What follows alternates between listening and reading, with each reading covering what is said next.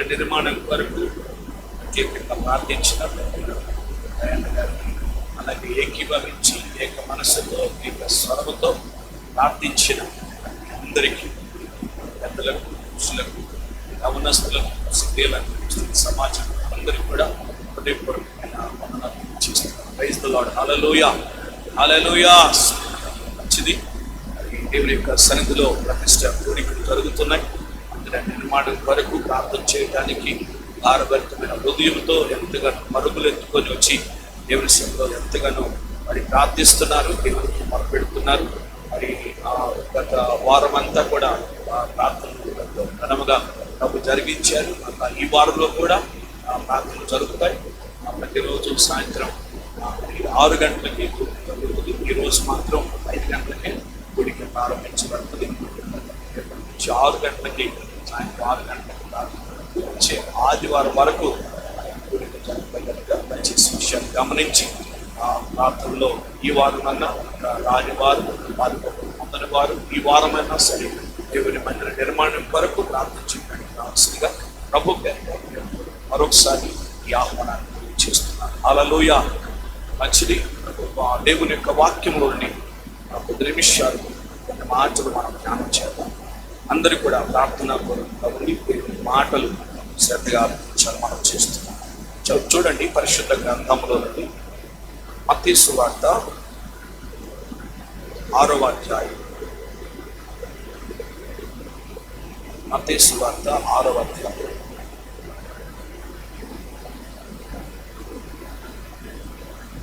22వ వచనంతో మాట్లాడు. చదవండి. దేహమున దీపం తేటగా ఉండే నీ దేహం అంతా వెలుగుమయమై చెడినదై నీ దేహం అంతా చీకటిమయమై నీలో ఉన్న వెలుగు చీకటి అయి ఆ చీకటి ఎంతో గొప్పది.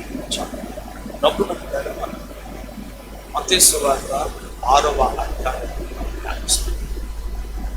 ప్రభు అయినటువంటి యేసుక్రీస్తు ఆయన తన ప్రసంగాన్ని కొనసాగిస్తూ ఎన్నో విషయాలు ఆయన బోధిస్తూ వచ్చారు.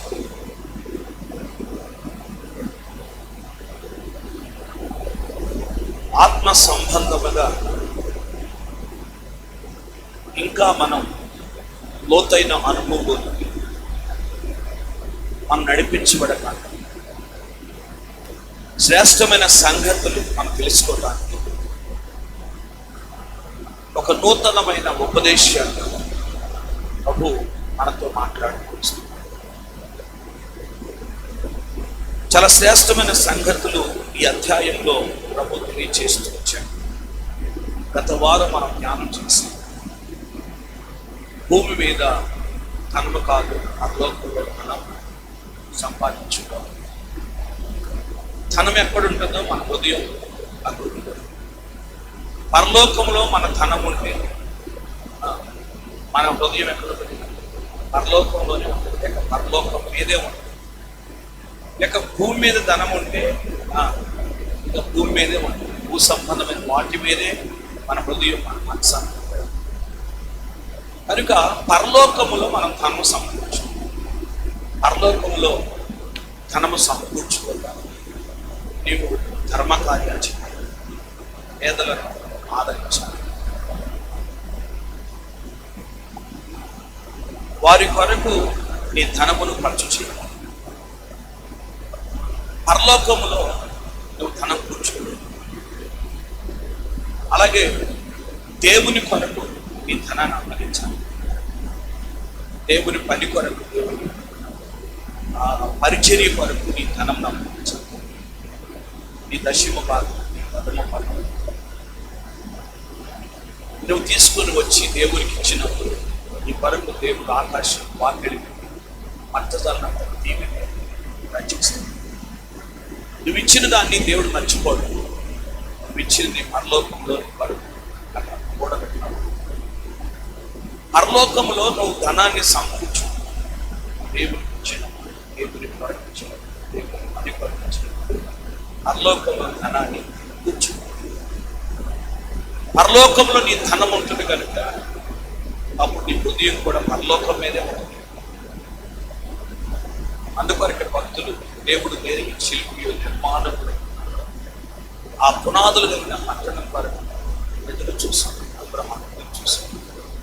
ఈ లోకంలో గొప్ప ఆస్తి ఉన్నా, గొప్ప సంపద ఉన్నా, ఎన్ని ఉన్నప్పటికీ అబ్రహాము పరలోకం మీద మనసు కలిగి ఆయన ఎంతగానో పరలోకం ఎదురు చూసుకుంటారు.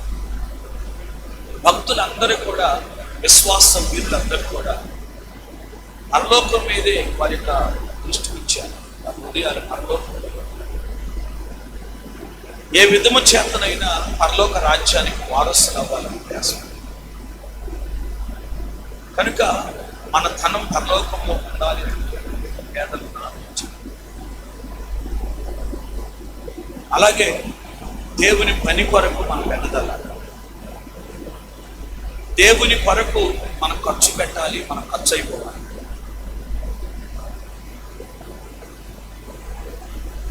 అప్పుడు నువ్వు పరలోకంలో ధనాన్ని కూర్చుకుని వ్యక్తి. మరి ముఖ్యమైన విషయం ఏంటంటే పేదలను ఆదరించడం. ఎక్కడో రోడ్ల పక్కన ఉంటారు, ఎక్కడో ఉంటారు, రైల్వే స్టేషన్, బస్ స్టాండ్ అని చెప్పి ఆ పేదల కొరకు వెళ్తాం.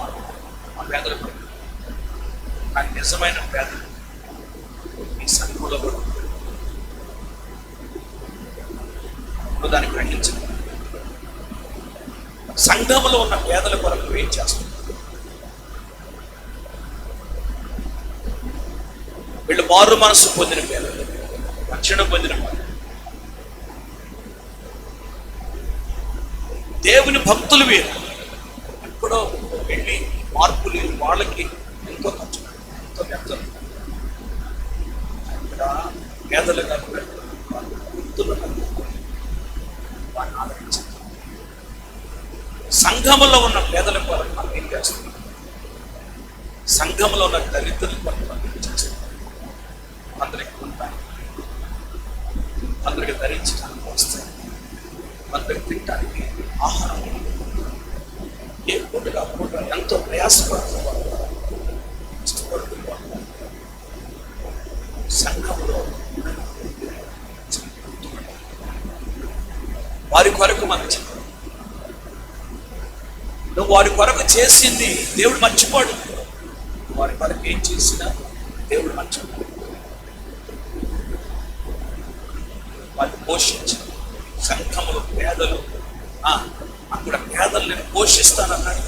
చదివినప్పుడు మనం పేదలు మనం పోషించాలి. వారికి ఆహారం ఇవ్వాలి. వారిని ఇక్కడ పోషిస్తుంటే అల్లోపల మనం ధనం.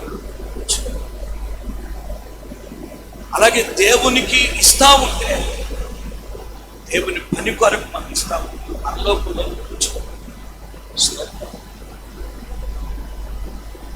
ఈ దశపాదాలు, రథం పదాలు, ఇదంతా కూడా అయిపోయింది. రథం పదాలు, దశపాదాలు కాదు. ఏవి వాళ్ళకి చెప్పారు? అంతనే మన బోధ ఏంటంటే స్థిరాస్తి. సంతోషంగా ఇచ్చువాడు, సంతోషంతో ఇచ్చువాడు ఏమంటారంటే ఎంతో ఎంతో దేవుడు ప్రేమిస్తాడు, ఎంతగానో ప్రేమిస్తాడు. పాడుకున్నాను పాట పాడు మరి పాట పాట పాడు స్టార్ట్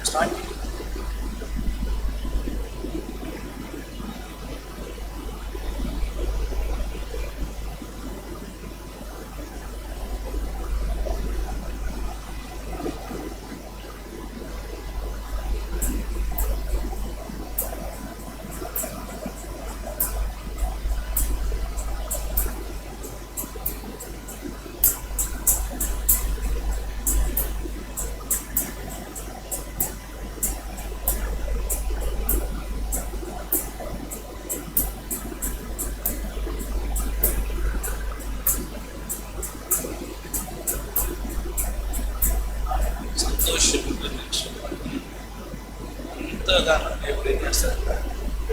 సంతోషంగా పక్కనే ఇవ్వాలి చెప్పండి, ఇవ్వాలంటారు. స్థిరాస్తులు, స్థిరాస్తులు. ఇంకా చెప్పాలంటే ఆ అపోస్తలుల దగ్గరికి వచ్చిన వాళ్ళు వాళ్ళ స్థిరాస్తులు తీసుకొచ్చి వారు అమ్మి తెచ్చారని వాళ్ళు ఏం చేశారు? అమ్మి తీసుకుని వచ్చారు. పొలం లేని పొలం, ఏది ఎవరు ఏం కలిగినారు దాన్ని అమ్మి తీసుకొచ్చి ఇచ్చారు. హల్లెలూయా. మనకంటూ మన కొరకు సంపాదించుకోవాలి, కానీ దేవుని కొరకు స్తోత్రం. హల్లెలూయా. దేవుని కొరకు ఏం చేయాలి? వాళ్ళు అమ్మి తీసుకొచ్చారు. అమ్మి తెచ్చిన దాంట్లో కూడా నమ్మకత్వం లేకపోయేసరికి అననీయ సఫీరుడు ఏమైంది? స్తోత్రం. అమ్మితే అమ్మారు కానీ ఇస్తే ఇచ్చేది కానీ అననీయ సఫీరుడు అలా మాట్లాడారు. దేవుడు సంతోషంగా ఎంతగానో దేవుడిని ప్రేమిస్తాడు. దేవుని స్తోత్రం. హల్లెలూయా. దేవుడిని ప్రేమిస్తే నువ్వు తప్పించబడతావు, ఆశీర్వదించబడతావు. దేవుడు నిన్ను దీవిస్తాడు, గొప్ప కార్యాలు ప్రభువు జరిగిస్తాడు. ధనమును గురించి ఆయన చెప్పిన సైతాన్ని జ్ఞానం చేసుకోవాలి. ఈ వారిలో మరొక విషయాన్ని ఏమంటున్నాడంటే దేహాన్ని గురించి దేహాన్ని గురించి నీ దేహమునకు దీపము కన్నే. దేహమును గురించి, కంటిని గురించి ఆయన మాట్లాడు. నీ దేహమునకు దీపము కన్నే. నీ కన్ను తేటగా ఉండినట్టుగా నీ దేహమంతా వెలుగుమయమై, నీ కన్ను చెడినదైతే నీ దేహమంతయు చీకటిమయమై నీలోనున్న వెలుగు చీకటైపోతుంది. చీకటి ఉండిది కదా, ఆ చీకటి ఎంతో గొప్పది. చీకటి ఎంతో గొప్పదంట, ఎంతో గొప్పదంట. చీకటి ఎంతో గొప్పదండి. మంచిదండి. అంతే కదా మీ ఆలోచన. చీకటి ఎంతో గొప్పది అన్నాడు, చీకటే గొప్పదంట అని అంటారు ఇప్పుడు మీరు. స్తోత్రం. చీకటి ఎంతో గొప్పది అంటున్నాడు. ఆ చీకటి ఎంతో గొప్పది అంటాడు. గొప్పది అని అంటే ఎవ్రీ భాష అర్థాన్ని గురించి చూస్తే భయంకరమైన చీకటి అని అంటాడు. భయంకరం. చీకటి గొప్పది అని అంటే అదేదో సంతోషకరమైనది కాదు, అది చాలా భయంకరమైనది. కంటిని గురించి ఆయన మాట్లాడుతున్నాడు. ఈ దేహానికి దీపం కన్నే. ఈ దేహానికి దీపం కన్నే. కన్ను చెడిపోకూడదు. ఈ కన్ను చెడినదైతే దేహమంతా కూడా ఏమైపోతుంది? చీకటిమయమైపోతుంది. కన్ను చెడినదైతే నీ దేహం చీకటి. కనుక ఇప్పుడు కంటిని జాగ్రత్తగా కాపాడు, అంటే నీ దృష్టిని జాగ్రత్తగా కాపాడు, నీ చూపును జాగ్రత్తగా కాపాడు. నీ కన్ను చక్కగా చూడాలి.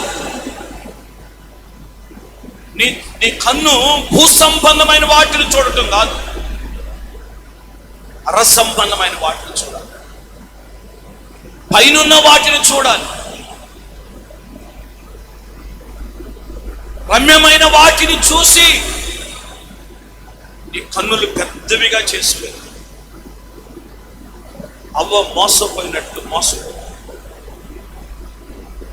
అది చూచుటకు రమ్యమైనదిగా ఉందండి. రమ్యమైనదిగా ఉందండి. చూసింది ఆ కన్ను చూసి కోరుకుని జీవితాన్ని చీకటి చేస్తుంది. మన కన్ను తేటగా ఉండాలి. మన దేహానికి, మన జీవితానికి, మన బ్రతుకుకు మన కన్నే ముఖ్యమైనది. మన కన్ను చెడింది అవ్వదు. మన కళ్ళు చెడిపోతే మన దేహం అంతా కూడా చెడిపోతుంది, చీకటిమై.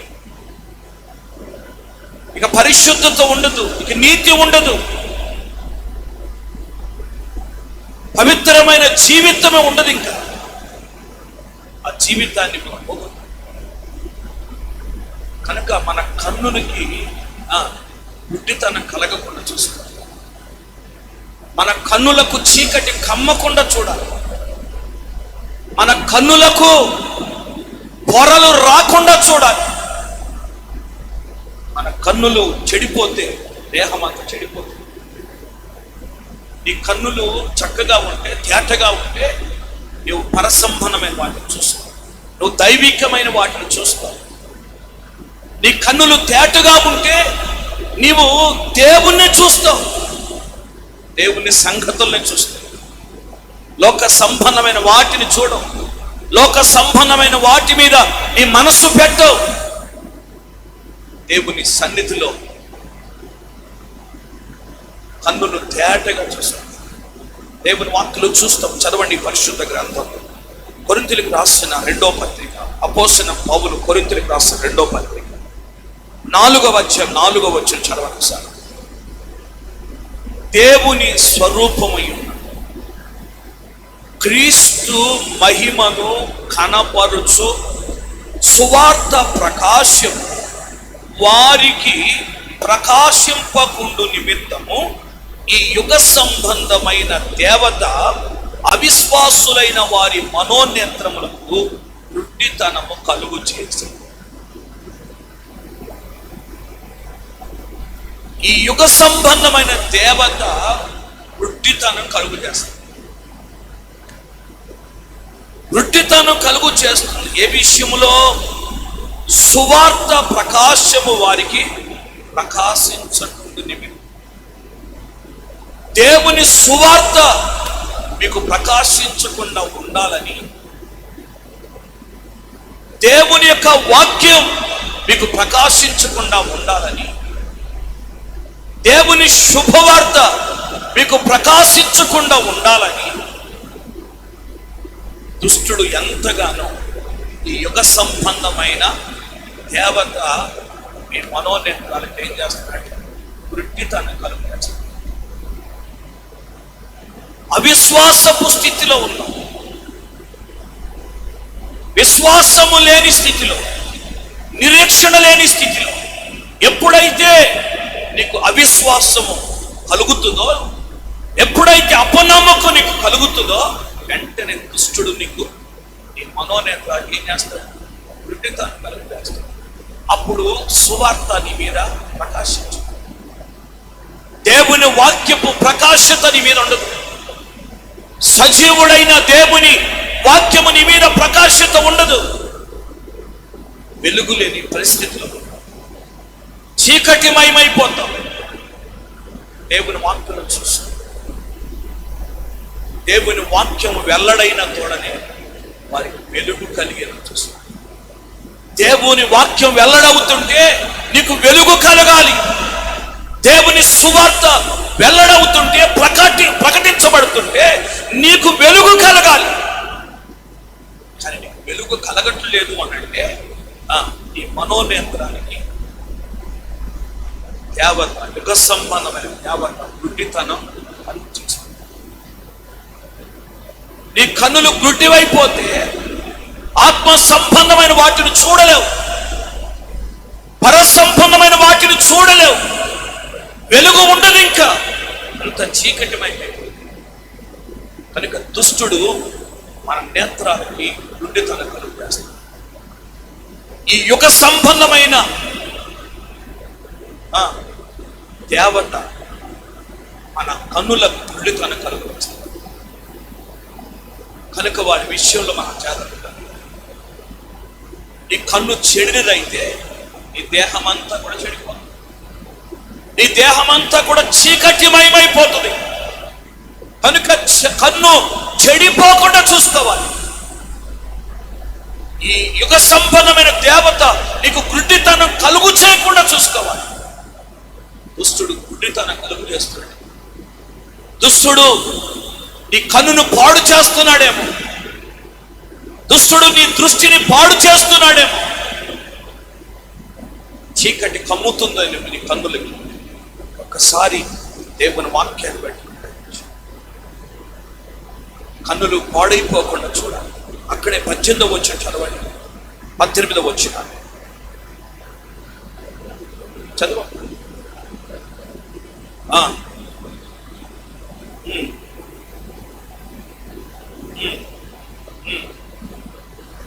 అదృశ్యమైనవి అనిత్యములు, అదృశ్యమైనవి నిత్యములు అన్నాడు. దృశ్యమైనవి ఏంటంటే అనిత్యాలు.